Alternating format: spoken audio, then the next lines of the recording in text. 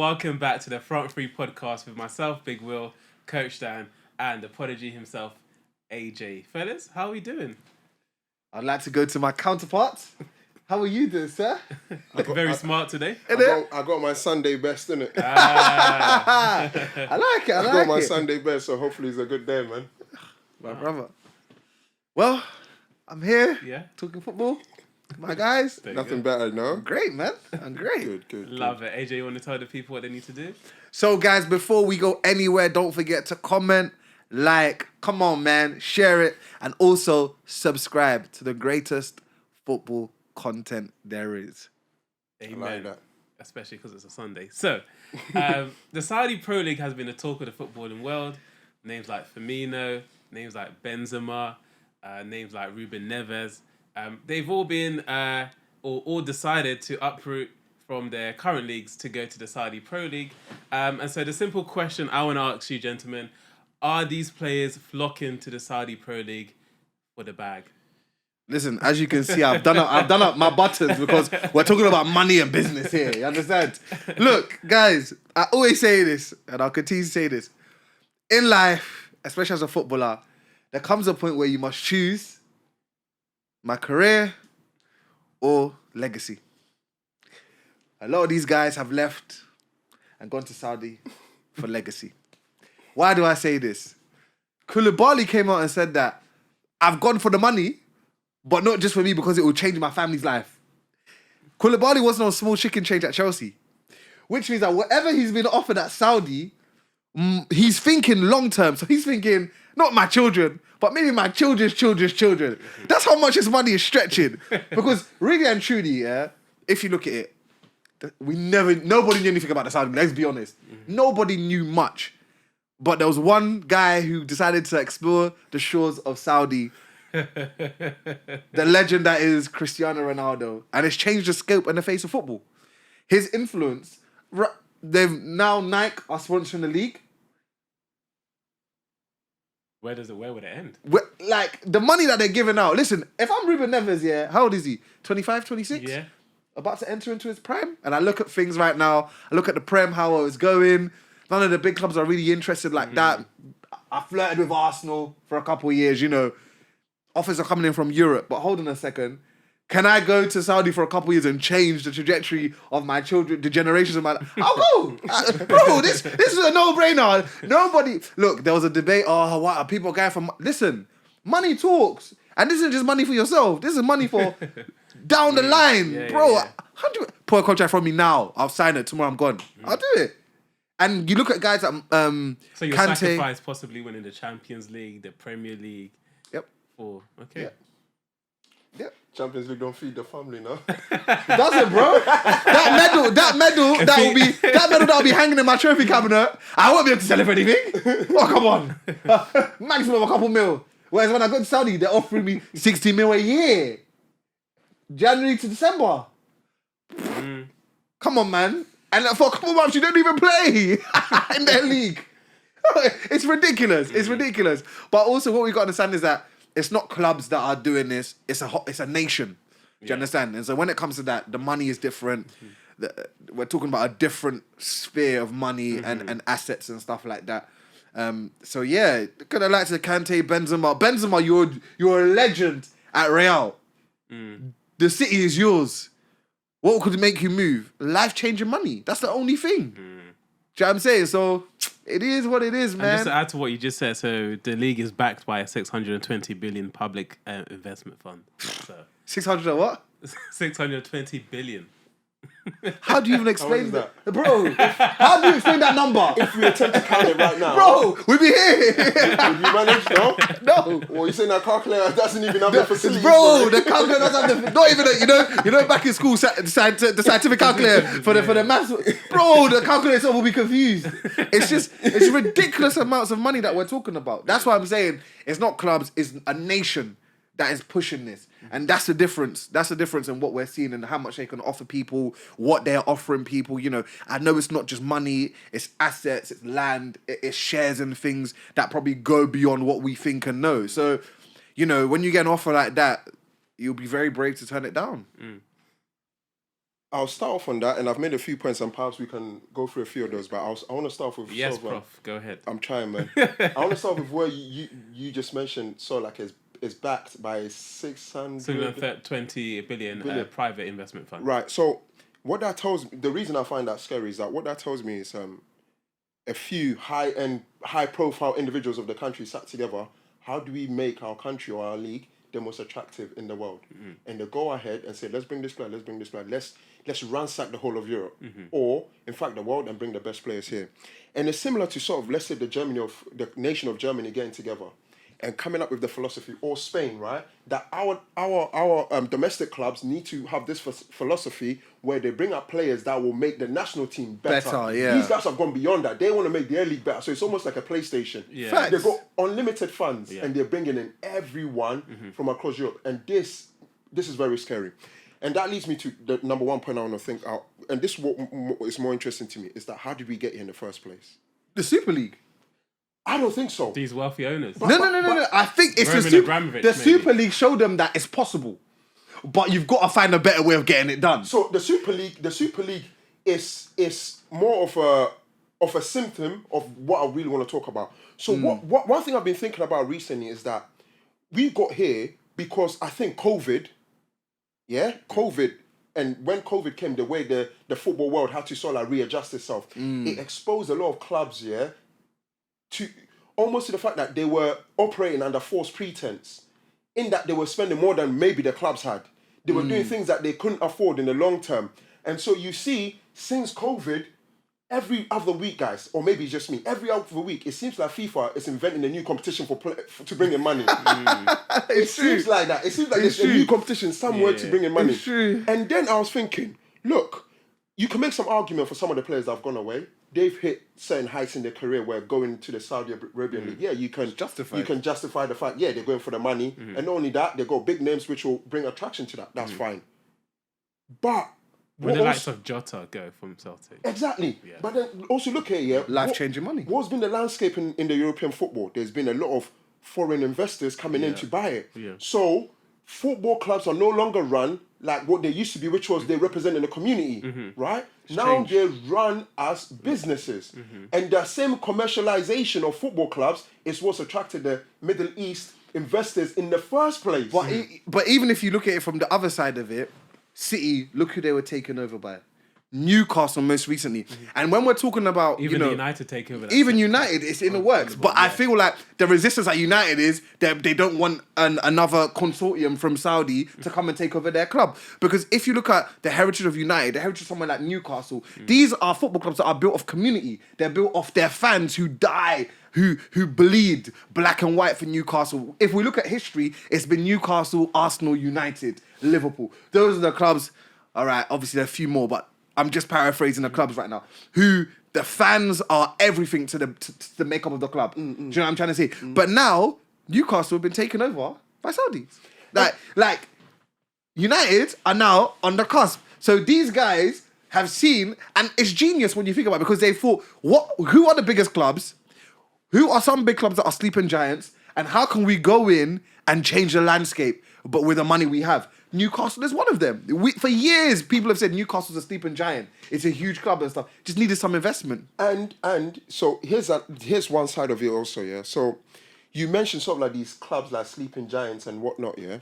With the fact that certain clubs open up themselves for foreign investors coming, so rich people. And from what we're not saying, clubs can't reach out to those parts of the world and build their fan base. Of course you can. That's the whole point of being one of the biggest clubs in world football, right? In that you can reach the four corners of the world and really garner interest and support it. So that's absolutely fine. But you look at it this way, right? If we were to go to these communities and talk about what football used to mean for them, right? And what it has become now, a lot of them will still perhaps yearn for what it used to be, which is it represented the community. Young kids growing up in that community know they had a chance of perhaps representing their clubs. But think of it this way now, yeah? We go to a point where, let's say Abramovich came into the Premier League, and he took Chelsea from where they were to a next level. Yeah. They were on the brink of bankruptcy. So here's the thing, right? And so it's got to a point where now people have lost their identity. Newcastle fans are fine letting these billionaires come in because at least it means they can compete with the likes of City, forget Arsenal even for now. When we come to wealth, recently they've been investing by City, United, Chelsea, and I think and who's the other club? And Liverpool as well. Newcastle now they can compete with those boys because they've got the money. Yeah. But what that just means is that you've lost a bit of who you are as a community football club, right? And perhaps this is the next evolution of football teams. This is what it has to be. I think right now the Saudi or the Middle East, are financially superior to most entities in the European game, and it's telling with how they're able to just write checks for anyone. We are speaking about players that a year or two ago, European clubs wanted them. Facts. And they wouldn't accept the... Ruben Neves a few years ago was 80 million. But then that's also the problem. Because, I think you're right when you said the COVID thing, because it exposed a lot of clubs financially, how they run, how they can't run, and where they're struggling. But number two, it's also like Wolves. Clubs bid for Neves, 25, 30 mil. You rejected it. Yes. So when you're rejecting that type of money, you're setting a precedent. Yeah, true. And now... But think about it this way. Right? So you look at how... Let's take Arsenal and Declan Rice's transfer. Arsenal gone in for 100 million or whatever much it was, but they have to do it in installments. Yeah. These people are probably bringing you a suitcase of money. I'm taking a suitcase of money. Listen, you see what I'm saying? Because they can see the cold cash, and I think it's got to a point where clubs need to balance their books, so they're selling players as long as the offer comes in. And this is what you're talking about. They're leaving for money. If you have to be honest, the contracts that are being tabled. These people sit down. They think, I can win the Champions League. I can do this, but I can go there and make. And in 2 years, I can make. So therefore, has football lost its soul then? What shall it profit a man if he gains the whole world? But you're going deep today. Yeah. Look, you know what? He's like reciting scriptures. Do you know what it is? Yeah, to a degree, yes, but also I think it was always going to happen. I think if you look at it, clubs were.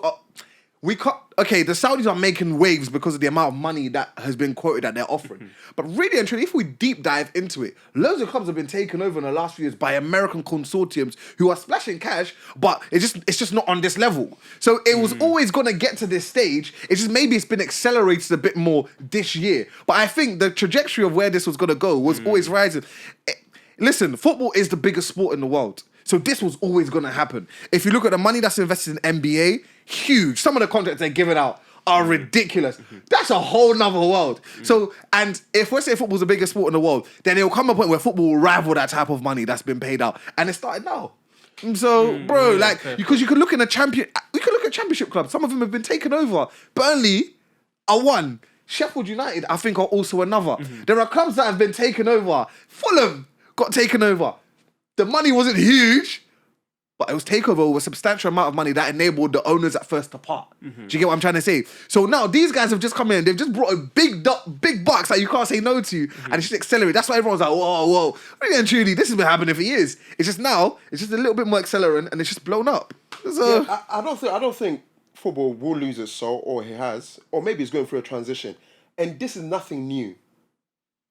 that's what's a little bit. Splashing cash is nothing new. There's nothing new, but this is on it's different. It's on a bigger scale. Yeah. It's different, but it's nothing new. So I think it's fair enough that we're going through this, or the European League is going through this, and it's fine. Because the European League, is built on solid infrastructure, right? That's the thing. And well-educated coaches. And not only that, this is fostered by demand and interest in the game because of how it's been built across years. Yeah. So yes, right now. But then once you grapple all these players in one league, all of a sudden, big TV companies are going to. You can't compete with the Champions League. No, but tell me, you've got Ronaldo, you've got these big names going to the Saudi Pro League. If it's on TV, you're telling me you wouldn't watch it? No, I'll watch. But what I'm saying is, can only in the way the infrastructure has been built in Europe, like the Saudi Pro League is just one league. Remember, Europe, it's not just the Prem. We're talking about Ligue 1, we're talking about La Liga, we're talking about Serie A, we're talking about the J Pro League. Like, we're talking about big leagues. Okay, so whether they sign all the best players and they all play in one league, I don't think it will detract away from everyone else being a fan of all these 5 big leagues, if we like to call them that. And also, But it can rival those leagues potentially. 100% it can rival.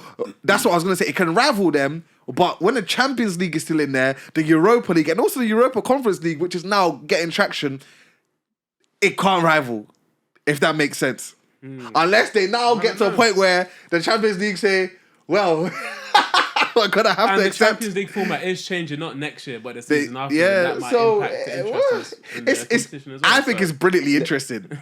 I genuinely do. But listen, European clubs know what this money is going to do for their teams or the clubs. That's why they're accepting it. Let me tell you something. Yeah. No empire that begins like this will stand because the foundations are weak. The But foundations are foundation weak. is 620 billion. Bro, but that's what I'm saying. You can money can buy Yeah. 98% of things. Hear this. Think about it. The country, they export oil. Hear this. Oil is Bro, Here's a commodity that will never run out. Hear me out. always me been out. demand. All right, go on. Look, yes, in the short term, it's a very attractive prospect, right? In how they're spending money in the players that they're bringing in. But what they're really doing is important. Allow me to make this statement, yes, just for the sake of this conversation. very, very careful. Yeah, of the European teams and taking them over there. Yeah. But short-term solutions will bring long-term problems. It will do. Yes, it's different from how the Chinese Super League went about their stuff, right?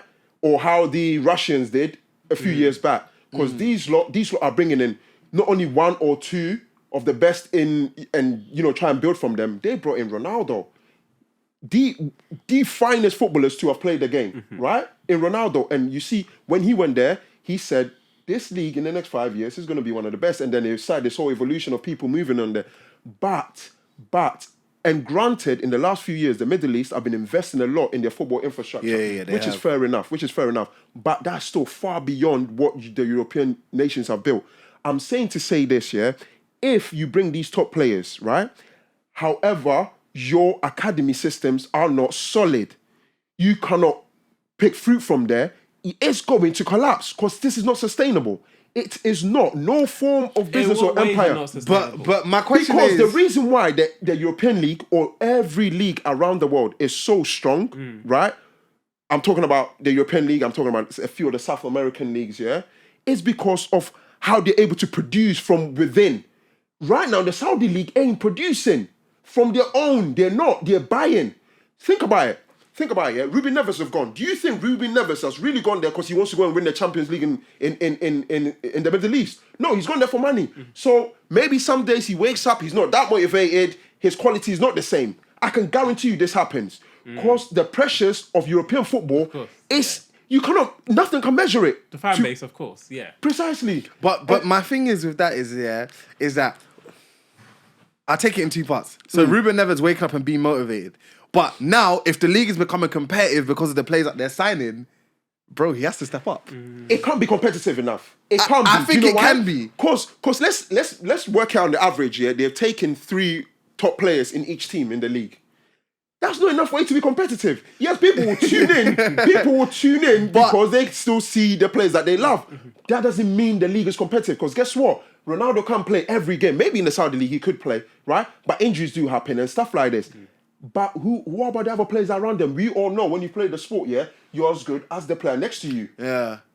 You're as good as the player next to you. So even if they're not good enough, and I'm looking beyond these crop of players that they've brought in. Yeah. You've got to be able to pick fruit from your own garden. But what I think they will do... The base is not strong. But could it inspire people? That's what I'm saying. I think that's what they'll do. Look, the fact that Steven Gerrard has gone there, yeah...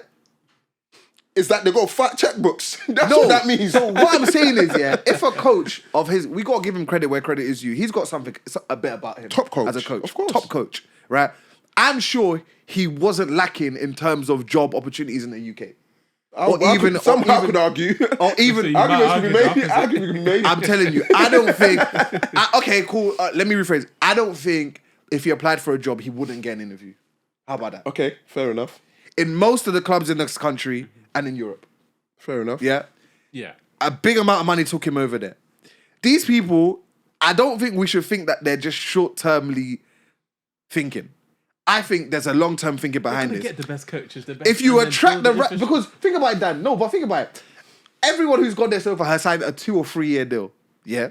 So that means that their plan is that in the next 2 to 3 years, we'll have these players, we'll learn from them, we'll invest in them, and we'll use the knowledge they have to invest into our sport. Ronaldo is saying that in the next 5 years, this will be one of the most competitive and sought after leagues. It's not a joke. Because he would have seen that they would have... Look, Ronaldo's not going over there if they don't show him the blueprint of what they want to do. Yeah. So there's a reason why he said that. The guy said that for a reason. So I think, okay, short-term wise, it looks like they're spending a lot of money trying to get in all these guys who might be a bit past it, but have won things. But my thing is, they are learning from them. There are certain things... You know, they say that there's certain things money can't buy. But in this case, the money can buy the knowledge and insight into how they can improve their academies, how they can improve their facilities, how they can improve their way of playing. And that's why I think in the next couple of years, we will see a bit of a revolution in their football and their infrastructures will be solid. Okay, so That's just my opinion. and that's fair. That's fair. Look, like I said, right, in the past years, they've been investing in their football infrastructure. That's a given, right? You look at where the World Cup took place, Qatar. Yeah. You can see a lot of investment has been going on in the Middle East. Yeah, That's fair enough, because some of the top coaches from here have had some time out there, so that's fair. And of course, the knowledge that they bring will seep down into the academies if they actually have that as a structural thing in their country. It would, but that will not be achieved in 5 years. It won't be, because look at it this way. Look at it this way. But guys, you cannot underestimate how long and the amount of work that has been put in the European League to be where it is right now. Of course, it took them decades, multiple decades. 100%. Yeah. Multiple. Yeah. And this is what I'm saying, as things stands, okay, I would rather, if all of these things were spent, if I was there anyway, on coaches, to bring up the youth there. But that's not how they're using it. They're using on players to come in to make the league attractive in the meantime. And yes, they will achieve that. I think they will. If you're a Ronaldo fan, you want to watch him. And you tune into some games. Fair enough. You can perhaps tell us if the games were very Competitive. Good. maybe that was it engaging to watch like in the European League. Maybe not. They aight. That means they're not. But guys, They're all right. they need to.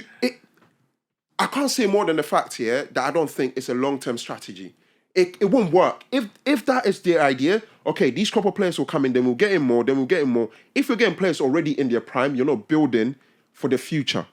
Yes, the guys that are playing around them will learn, but I'm thinking more about the 12-year-old who's aspiring to be a footballer. Yeah. The 12-year-old, they need 10 years. Who's going to instill all those qualities that are required to play at their top level from when they're 12 to they're 22? That's what I'm looking at. And that's where they should look at. Who am I to say? I'm only going off by what we've been seeing on the media, right? And right now, it seems like they're still lacking in that department. If they concentrate on this only as a form of building their league, it will fail. Like multiple empires that rise up, but with no strong foundations. We cannot underestimate the European League. I think because we're here, we become so comfortable and used to it. We don't really think about how it got to where it is right now. It takes a lot of work. Think about it right now as well. Let's look at the South American leagues, right? The only reason why they're perhaps not as big as even the European ones, although we import a lot of their players, is because they don't have that financial money. So you need a good balance between the good foundations and the money. Europe has got that. That's why Europe is like this. I don't think the Saudi League will survive doing this. Yes, it's a bit different from, like I said, the Chinese League when they got their hands on some money, but it all ends the same. A question I had for you guys though, why this sort of like sudden growth in interest in people wanting to buy football clubs? Players are buying football clubs. Or something? Is there something sinister going on? I really want to engage you guys. Why this all of a sudden interest in buying football clubs? Do you know what it is? It's because it's a sure long-term investment. Okay. In the sense of, with the way football clubs are run, you can own a football club, but you don't deal with the day-to-day operations. You're just getting a COO who will deal with operations and stuff. So you sit there and you watch the money come in, and then you make executive decisions on how to further stretch this money. Because as you mentioned, it's all about infrastructure. So if you own a football club, a lot of people don't see behind the scenes. People think, oh yeah, first team and shirt sales and tickets and food and drink and all that stuff that comes with the match day experience. But also you got to think about the grassroots, the academies. And that's where the money is. Do you know why? Because football, there will never be a shortage of young people wanting to play football. No. So the investment isn't like some people think, oh, you bought a football club. But you're not just buying a football club just for now. You're buying a football club for like 50 years because it will go after you. Do you understand what I'm trying to say? Because there will always be a batch of hungry young people wanting to play football. So you're investing in grassroots, an academy, in youth teams, and then all the way up to the first team. So it's like a tree, for example. There's a root, which is the academy, the grassroots, which builds all the way up to the fruit that we see, which is the first team and the first team doing well and blah, blah, blah, da, da, da. That's why you invest in football clubs. That's why you buy shares in it. And also, you don't just do it by yourself. You do it with other like-minded people. So then the investment isn't just you, so everything falls on you. It's shared across. So I think it's genius. I think a lot more people should do it.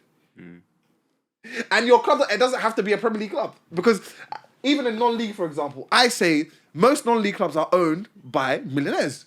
You have to have that capital for it to work. So I think it's a genius business. Anything I say will be speculation, and assumptions. Oh, And you're so coming with your we'll leave sinister. that. Go on, say it. Let's hear it. Let's hear it. Let's hear it. Yeah. Let's hear We'll it. leave that for another episode. No. Let's hear it. But right now, I want to hear it. I think there is. You think there about is money laundering something- through football? Huh? You think it's money laundering? I didn't. You didn't hear that come on my mouth. Wow. There's something about what's going on that I don't trust. There's something going on that I don't trust. Why? So you look at Ryan Reynolds and his mate that's bought that football club, Wrexham, right? yeah. There's a bit of sort of like social media clickbait type of vibes about it. Yeah. Cause of the type of society that we live in now, you know? He's famous, he's got a club, so that just must mean we must support Wrexham Football Club.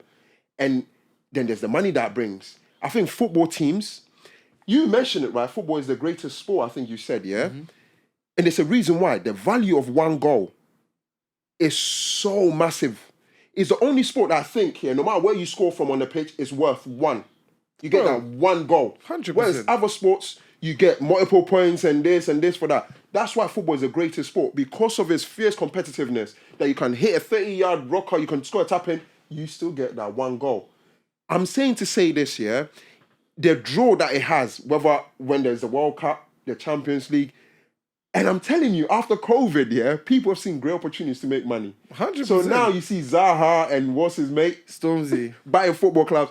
I think there's a lot of... That's a non-league club. You have to be a millionaire to buy these. I'm telling you guys. I just think it's personal pride. No. Listen. In that aspect, for these two, there's I'll been give plenty you that. of millionaire footballers, yeah. I'm just a bit fascinated, yeah, as to why now is such an attractive business or work or Was it just as a for phase? people. But I think that after you a said while it though. changed? I think you said it though. COVID exposed a lot of things. COVID exposed a lot of how much does it take to run a club.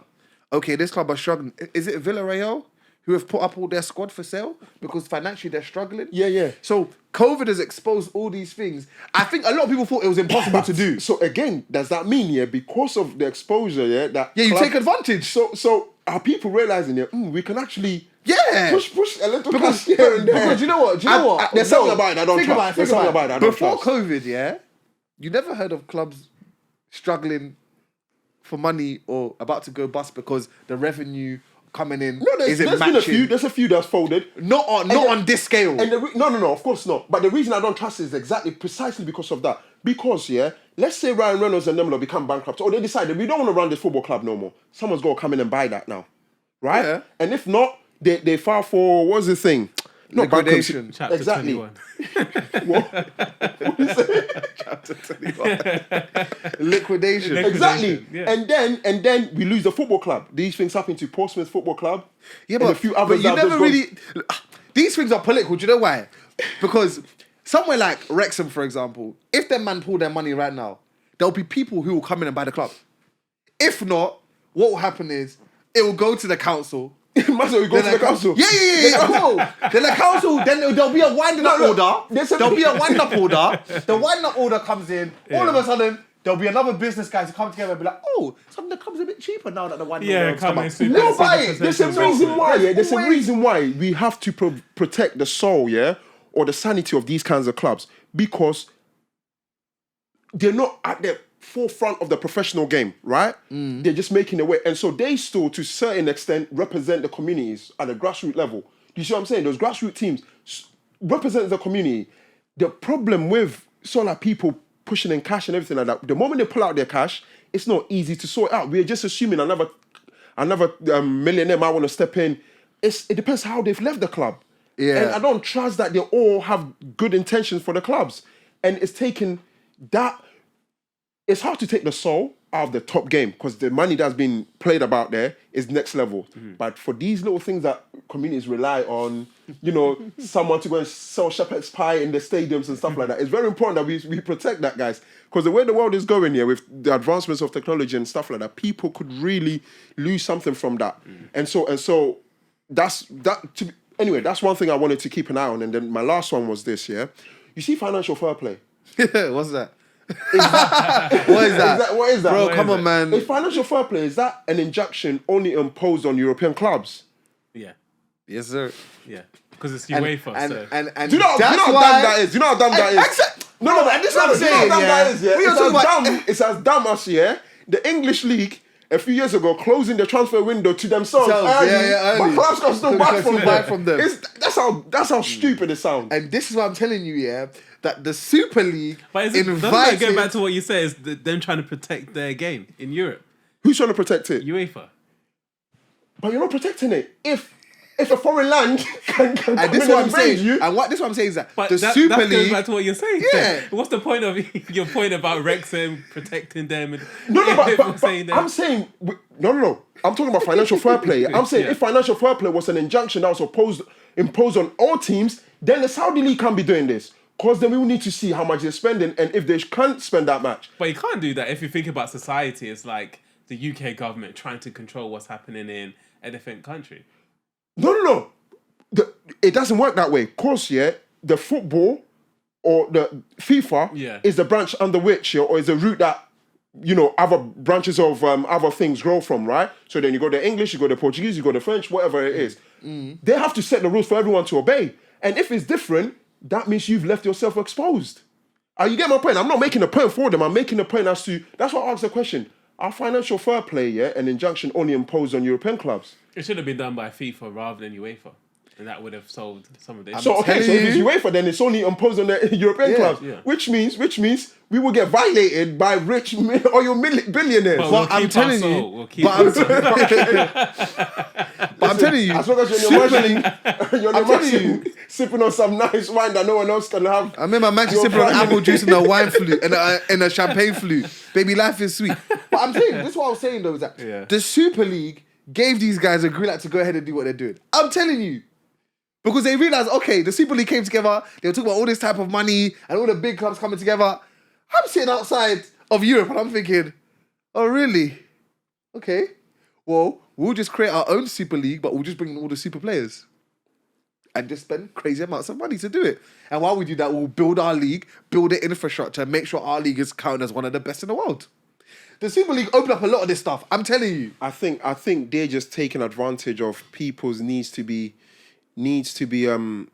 gratified because on the whim in the society that we live in. It's not sustainable. It won't survive. You mentioned it's it just earlier. A short-term strategy. Declan Rice's deal with West Ham, for example, apparently the reason why it took so long to be agreed was because West Ham wanted a large portion of the money up front than the instalments Arsenal proposed. It's like, for example, I think Barcelona are still paying Liverpool for Coutinho. Someone else is also still paying someone else for Lukaku. This person also paying. If you're a club now and you need the cash, bro, it doesn't make sense. You sell. Yeah, you sell. That's my point. Because the money these injunctions do not affect foreign entities from coming and exposing our league. So that's a problem. And that's what I'm saying. It was a dangerous precedent that these clubs set when clubs are bidding for your player and you're rejecting it straight away. No. Our player's worth actually, you bid 30, our player's worth 60. Brother, what you're doing there is, you're saying, we don't want to sell to you guys. We don't want to, because of the installments and blah, blah, blah. And actually, no, we're adding our own tax onto it.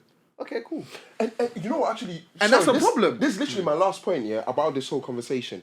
You know, when you were mentioning about, let's say other European clubs offering for these players, but then it's getting rejected, right? And I was thinking to myself, that's very interesting. Because there's been points in these players' careers, yeah, Ruben Neves, for example, where teams were after him for like 60, 70 million, and Wolves weren't willing to accept that. But then they've accepted much less for him to go away. This is my point. So then I'm thinking, are these players getting offered such good money that they're having to knock on the doors and be like... Or do they think, well, let's not sell them to someone in the Premier League? I don't know. I think it's this. I think it's Arsenal. Let's say Arsenal came in for Neves. It's Arsenal. Let's add our own tax. 60 million. Then Arsenal like, no chance. Now, another club has come in from abroad. They've offered the player better personal terms. The player comes and knocks on the door and says, well, when I had the chance to go to here, you guys added tax. I agreed to stay for another couple of years. But now a life-changer offer has come in. You've got to let me go. That's what I'm saying. They're knocking on doors and saying, my friend, you have to. I'm gone. But then the other side of that for me is then, but hold on, if Wolves would have just accepted the 30 that Arsenal bid, it could have been better for his career to win things, and then... Yeah, but who should care about the player's career? Him or the club? Both. Him. Both. It's You can both. make that argument. Because right now the club, AJ. you're receiving the same money AJ. that was bid a few years ago, AJ. and the player is probably better, AJ. and he should be going for bigger money. The clubs, are run like businesses It's now. true. It's so true. They are looking for Wolves. That's why they're selling their souls. You know what I'm saying? That's why they're selling their souls. They're letting these players go, because you can think about it, I think it's got to a point where now the players think there's no loyalty from clubs towards us anyway, so why should I be loyal to the clubs? Bro, and football is based on loyalty and disloyalty. You see it all the way through the leagues. All the way through the leagues. Ruben Neves, when Liverpool or whatever would have bidded for him a few years ago, let him go. Let him go and enjoy his life. You kept him, added on another 5-10K. Now you're receiving less money than what was bid for him, or the same amount of money. And you see what I'm trying to say? So it's a moral thing as well. But yeah, football is great. It's a great state of affairs, to be honest, for me. Listen, Saudi Arabian teams, I was backing you lot right now. Send me that contract. Medea. Drop your email address. Hey, listen. I'm going to put in the comments. The front three, we're looking for sponsors. Listen, we'll talk about you guys every week. Every week. Every day. No, but it'll be. I think it'll be fascinating to see how it develops over the next couple of years. Who else can they attract? Will they start attracting younger players? If so, that will be a massive shift in the tide from the conversation we're having now. Do you know what I'm trying to say? So, let's see what top coaches go there. Gerrard has already made the plunge. Let's see what happens. But I think it'll be very interesting. And also, watch out for pre-season matches that will start being abroad there. Watch. Or pre-season tournaments and stuff that will start. I'm telling you. They were crying about the heat in Qatar. Watch pre-season over the next few years. They'll go and play tournaments there in pre-season. Forget about the heat. I'm telling you. Watch. Because when they come, the whole nation comes and says, guys, we want to do a tournament. We'll pay you all 200 mil each. Are you saying no? Come on, brother. Absolutely. So if you have any thoughts on the Saudi Pro League, let us know. Until then, that does it for the Front Three podcast. Three wise men will listen to. There's only three wise men will listen to. It's the Front Three. No, it's the Front